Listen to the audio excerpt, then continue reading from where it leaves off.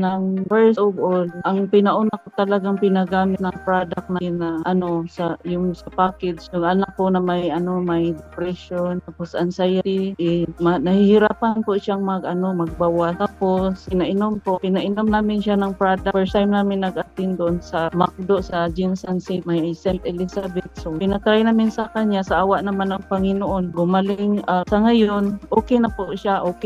Gusto na nga niyang mag-aral kasi nakapag-desisyon siya na mag-online class na lang daw kasi ayaw doon niya makaharap yung mga tao dahil sa kanyang actually mga 5 years na niya yung paramdaman niya 5 years na since 2019, pero bago lang namin siya na ilang years din namin siya pinainom ng gamot sa psychiatrist. Tapos sa katagalan parang ayaw na niyang uminom kasi sabi niya parang lumalala daw ang ang sakit niya kay Tora Care Passport namin dinala sa especially sa psychiatrist. So sabi niya ayoko nang uminom baka mas lalong lumala daw yung karamdaman niya. Tapos din ay mahihirapan din siyang magbawas. 7 days po siya bago magbawas. Tapos mahihirapan lumabas. Pag-take niya ng coffee natin at saka yung Rebayo na capsule, 2 beses lang po yun sir, nag-take siya ng medyo parang ang daming lumalabas. Sabi ko, ba't ka pabalik-balik sa sa CR? Parang ito na yan, parang hindi na yan normal, sabi niya sa akin okay lang siguro ni ma, baka lang